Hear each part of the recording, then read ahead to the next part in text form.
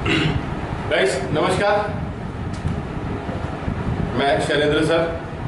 आज quadratic equation को continue करके हम एक बहुत ही वंडरफुल टॉपिक के बारे में बात करेंगे। मेरे थॉट में ये टॉपिक बहुत ज़्यादा इंपॉर्टेंट है, बहुत ज़्यादा इंपॉर्टेंट है। कोई भी टॉपिक, कोई भी कॉन्सेप्ट इंपॉर्टेंट कब बन जाता है, कब उसकी इंपॉर्टेंस बढ़ जाती है? ऑब्वियस सी बात है, जब हमें ये पता हो पहले से कि ये टॉपिक इधर बोर्ड लेवल पे हमारे काम आने वाला है, बोर्ड लेवल के साथ साथ इन फ्यूचर क्लासेस जब आप 11th पढ़ते हैं, 12th पढ़ते हैं, और अगर आप जानते हो कि सेम टॉपिक आपको 11th और 12th में भी कहीं ना कहीं टच करना होता है, तो फिर वो टॉपिक आपके लिए और भी ज़्यादा इंपॉर्टेंट हो जाता है। तो हमेशा पढ़ने का जो तरीका होना चाहिए, या जो पढ़ाई आप कर रहे हैं उसका जो डिज़ाइन आप कर रहे हैं, उस डिज़ाइन को आप हमेशा इस रोल मॉडल को अपने दिमाग में बनाए रखें कि ऐसे कौन से टॉपिक्स हैं जो हमें फ्यूचर क्लासेस में काम आने वाले हैं। इट डजंट मेक सेंस आप मैथ्स लें, आप अगर बायो भी लेते हैं, बायो के साथ भी स्टडी करते हैं, then also in physics, in chemistry, ये सारी की सारी चीज़ें आपके काम आने ही आनी होती हैं। तो गाइज प्लीज़ पे मोर अटेंशन, ये बहुत अच्छा और इम्पॉर्टेंट टॉपिक है, क्लास 12th में बहुत ज़्यादा आपके काम आने वाला है, इसलिए हम आज की शुरुआत कर रहे हैं। और टॉपिक का नाम है completing square method. Completing square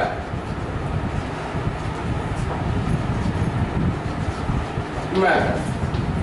अब सबसे पहले तो मैं नाम के बारे में बात करना चाहूंगा। यहाँ जो मैंने हेडिंग डाली हुई है कंप्लीटिंग स्क्वायर मेथड, सबसे पहले हम उसी बारे में बात करेंगे। कंप्लीटिंग मतलब ऑब्वियस ही बात है, शायद कुछ इनकम्प्लीट होगा और हम कंप्लीट करने वाले हैं, है ना, वैसा कुछ। स्क्वायर, तो स्क्वायर वर्ड, हमने स्क्वायर वर्ड कहाँ सुना है? किसी भी टर्म को दो बार मल्टीप्लाई कर दो स्क्वायर बन जाता है। a इंटू ए स्क्वायर हो जाता है, x प्लस वन का होल स्क्वायर हो जाता है। मेथड, तो मेथड आपको पता है कि मेथड क्या होता है। तो आज हम बात करने वाले हैं किसी एक ऐसी मेथड के बारे में जिसमें हम किसी स्क्वायर को कंप्लीट करने वाले हैं। अब अगर मैं स्क्वायर के फॉर्मूले के तौर पे आपके साथ जाना चाहूँ कि हमने जो स्क्वायर के बेसिक फॉर्मूले हमने पढ़ रखे हैं, अगर तो हमने क्या दो फॉर्मूले पढ़े हैं, शायद क्लास 8 से पढ़े थे। एक फॉर्मूला होता था आपके पास a plus b whole square, तो यहाँ पर इसका आंसर होता था a square plus 2ab plus b square. Fine. दूसरा फॉर्मूला हम पढ़ते थे a minus b whole square, इसका आंसर होता था a square minus 2ab plus b square. Guys इन फॉर्मूले को एक बार रिवाइज करने का कारण ये है क्योंकि इन दोनों फॉर्मूले की जरूरत आज के इस सेशन में हमको पढ़ने वाली है। तो क्या पढ़ने वाली है? तो जब हम कंप्लीट करने जाएंगे, स्क्वायर कंप्लीट करने जाएंगे, तब इन दोनों फॉर्मूले के बेस पे हम अपने सॉल्यूशंस को बनाने की कोशिश करेंगे। हमारा पूरा टारगेट वही होगा। इसके पहले की क्लासेस में भी हमारी बात हो चुकी है, और क्वाड्रेटिक के जिस सेक्शन में हम आ गए, यहाँ तक आते आते आप सब जानते हैं कि बेसिक स्टैंडर्ड क्वाड्रेटिक इक्वेशन क्या होती है।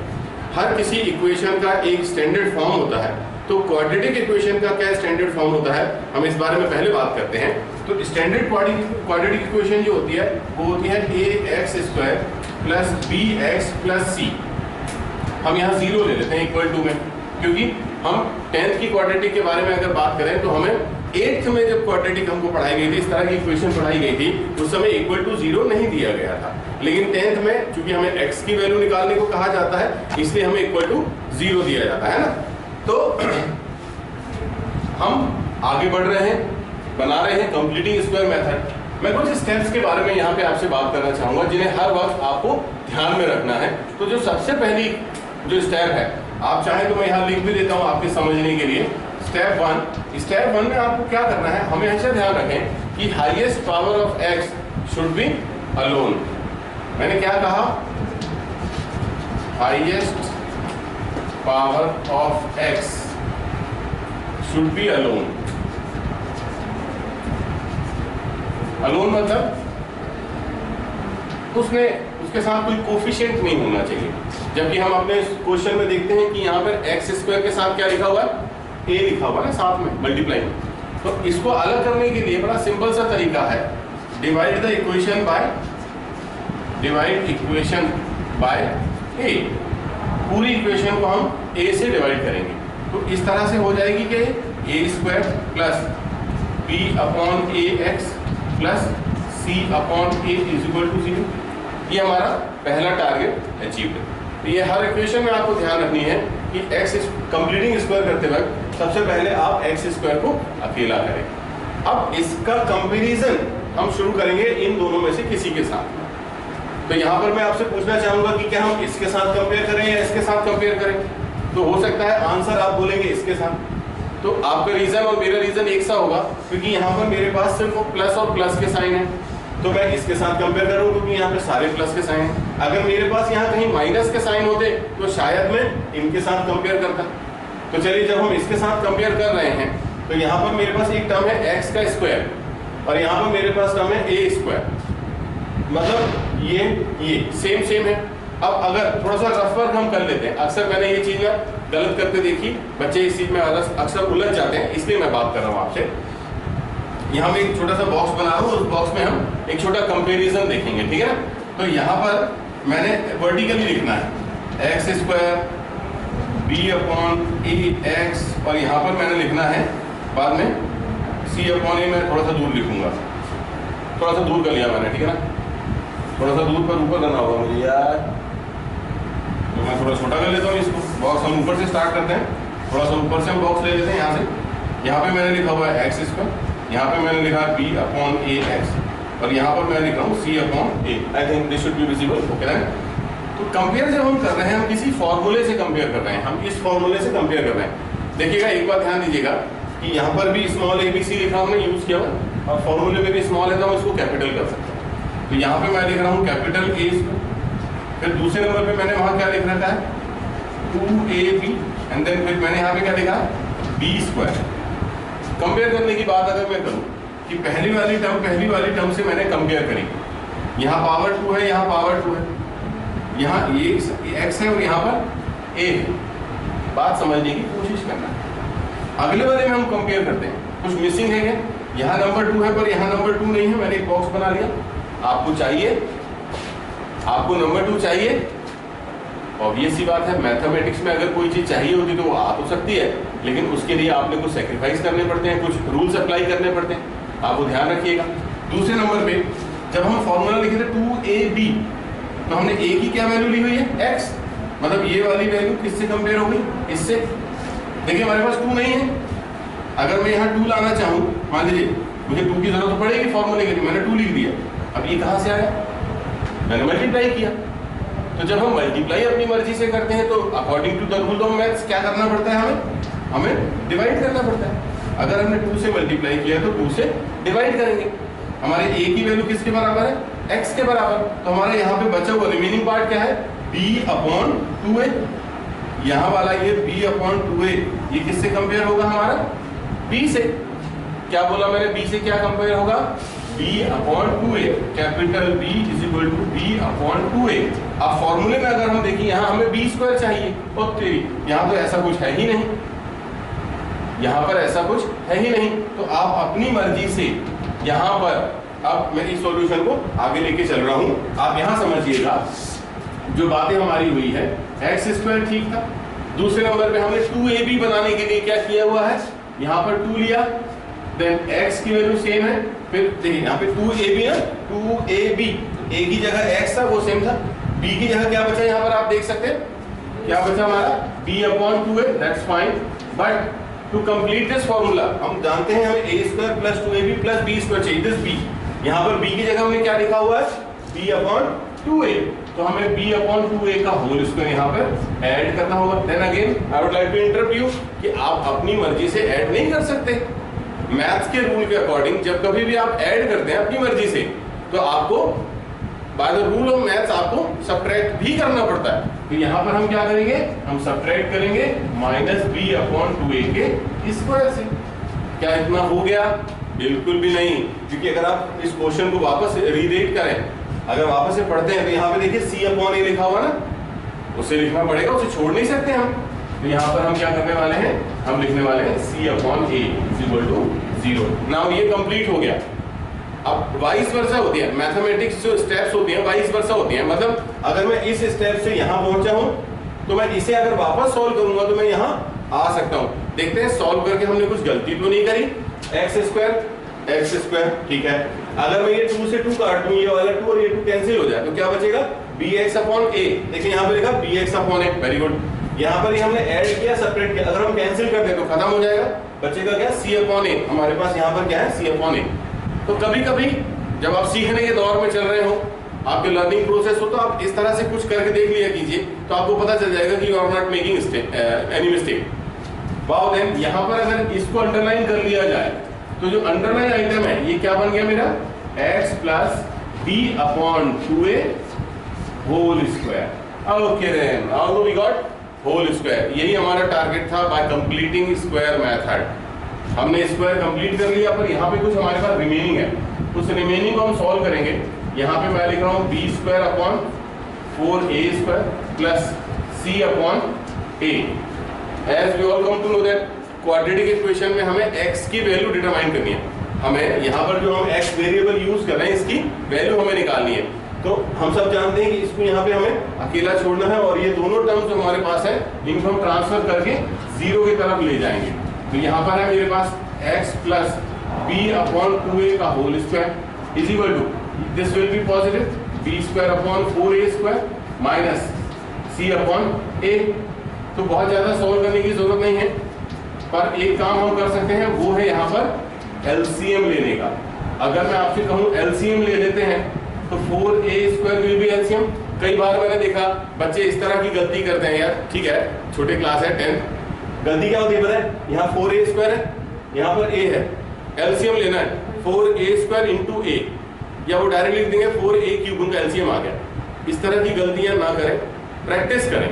ये छोटी छोटी गलतियां आपके मार्क्स को डिटेक्ट करवा देती हैं, कम करवा देती हैं। सो दैट यहाँ पर देखेंगे इस 4a स्क्वायर इज सेम, बचा न्यूमरेटर b स्क्वायर माइनस, अब यहाँ पर क्या करेंगे, 4a स्क्वायर एलसीएम में यहाँ a लिखा हुआ है, बड़ा सिंपल हिसाब है। अगर आपको टफ लगे तो आप क्या कर सकते हैं, वो भी मैं सिखा रहा हूँ। इस 4a स्क्वायर को इस a से आप डिवाइड कर लें।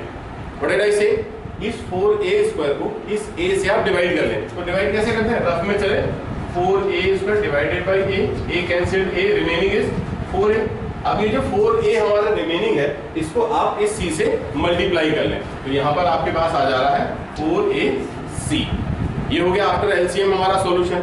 यहाँ पर देखिए स्क्वायर लगा हुआ है, अगर स्क्वायर को हम हटाएं यहाँ से तो हम क्या कर सकते हैं, x plus b upon 2a is equal to, जब एक तरफ से स्क्वायर हटाया जाता है तो नॉर्मल लैंग्वेज की बात करूं, जो अदर साइड है सामने की तरफ, वहां पर हम उस पूरी टर्म को रूट में डाल देंगे। फाइन। अगर एक बात और ध्यान दीजिएगा, अगर ये टर्म में से कोई भी चीज ऐसी है जो रूट से बाहर आ सकती है, कोई टर्म अगर ऐसी है जो रूट से बाहर आ सकती है तो उसे बाहर लाना है। तो हमारे पास मैंने देखा कि 4 ये बाहर आ सकता है, बन जाएगा 2। हमारे पास a स्क्वायर, ये भी रूट को कैंसिल करके a बन के बाहर आ जाता है।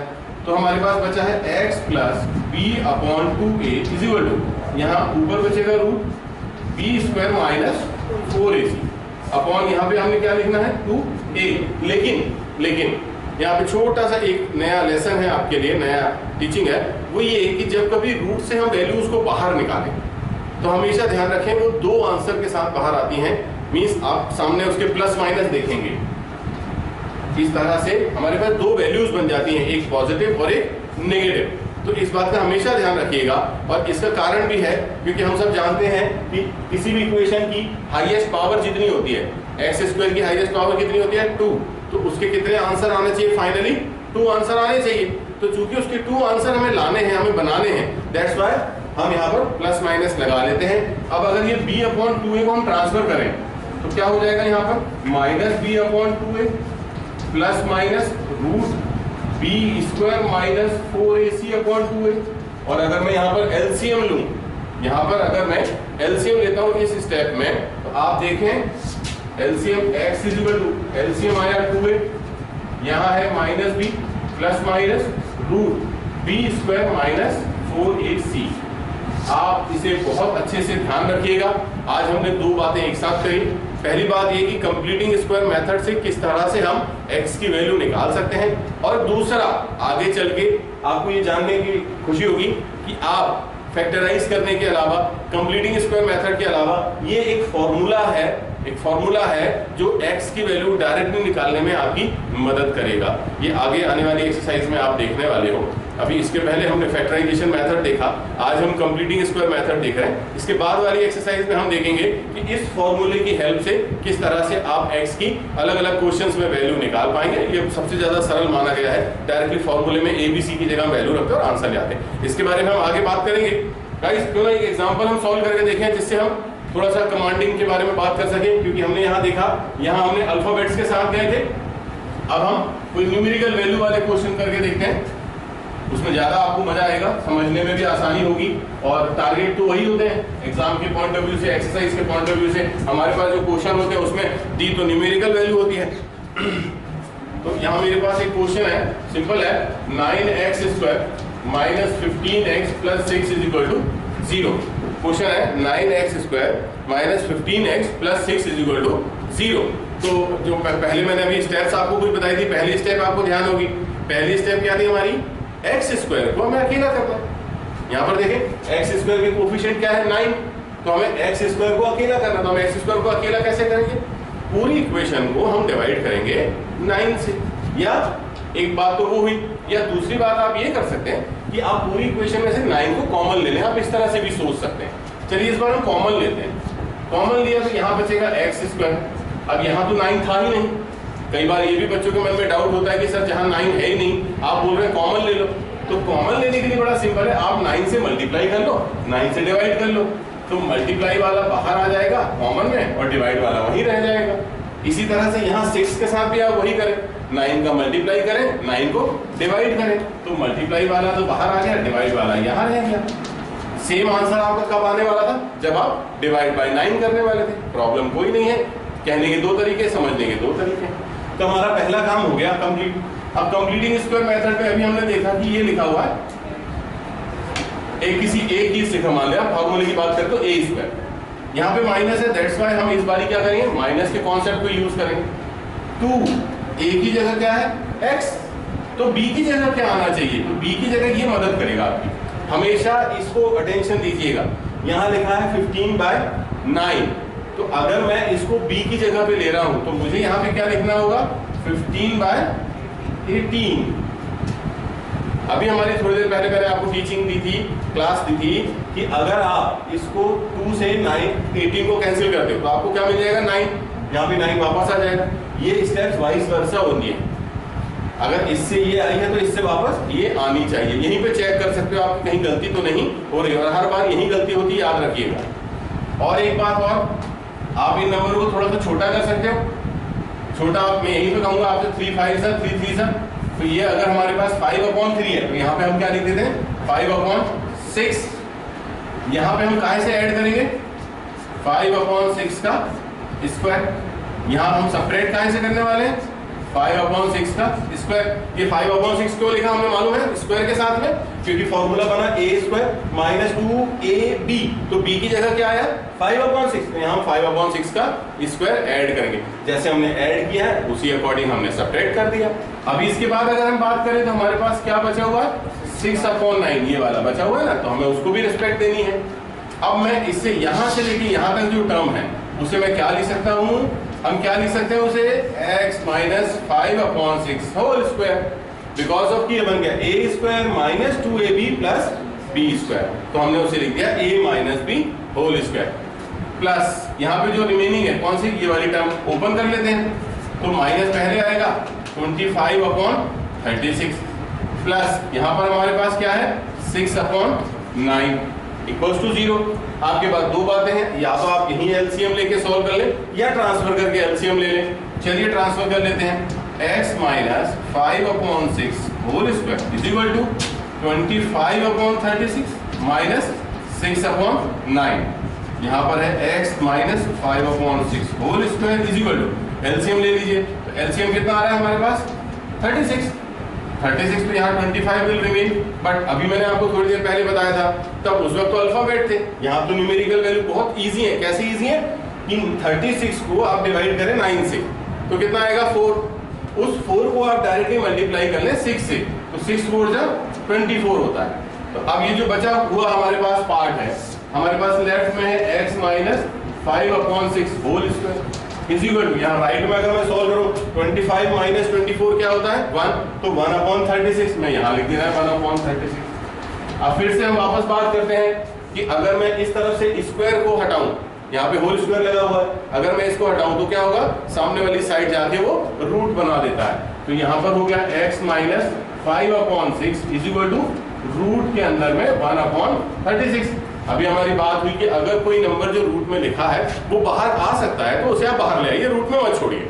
तो अगर हम 36 को बाहर लाए तो क्या बन के बाहर आएगा वो, वेरी गुड, तो यहाँ पर आ जाएगा प्लस माइनस 1/6। अगेन मैं फिर से याद दिला रहा हूँ, इस प्लस माइनस की गलती मत होने दीजिएगा, हमेशा हर बार ही लगाइएगा प्लस माइनस।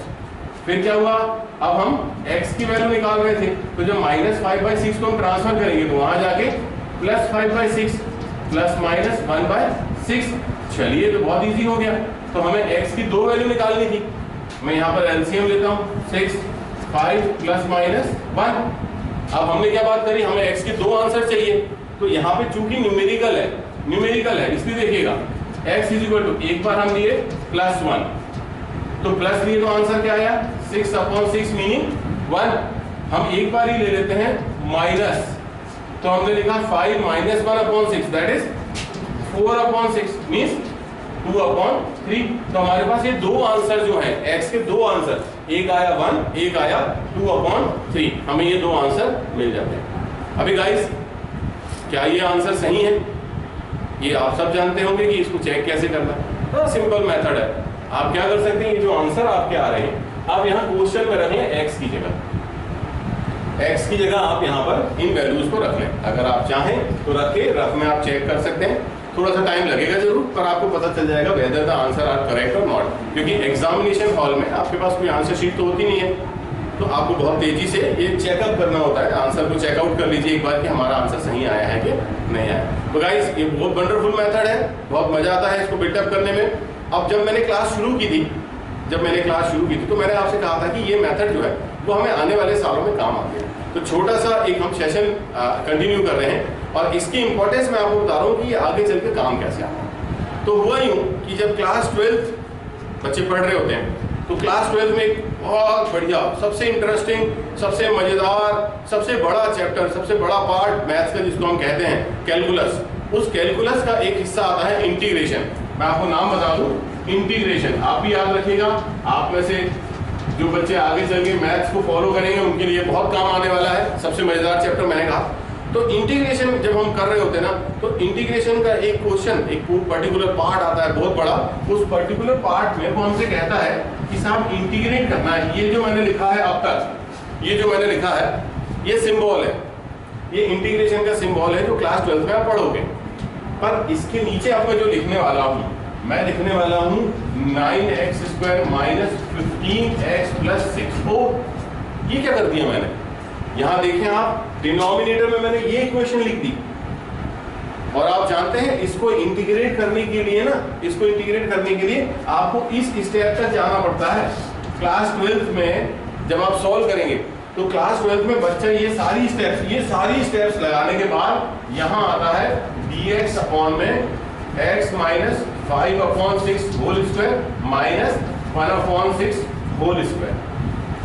ये सारी स्टेप्स लगाने के बाद बच्चा यहाँ तक आता है और फिर उसके बाद में वो इस फॉर्मूले के यूज से, ये फॉर्मूला होता है, इस फॉर्मूले के यूज से वो इसके आगे का सॉल्यूशन बना सकता है। सॉरी, वो तब तक सॉल्व नहीं कर सकता, इस टर्म तक जब तक वो नहीं आएगा तब तक वो आगे का सॉल्यूशन नहीं बना सकता। There is no other method कि वो इसको स्किप करके, ये सब ना करे, स्किप करके यहाँ आ जाए, ऐसा हो ही नहीं सकता। तो गाइस, बहुत इंपॉर्टेंट है, हर चीज इंपॉर्टेंट है, हर दिन, हर लॉजिक, हर सवाल, हर कॉन्सेप्ट आपके लिए बहुत इंपॉर्टेंट है। और कहीं अगर आपका विजन है कि आप आगे उसको फॉलो करना चाह रहे हैं तो ये बेस कहलाता है।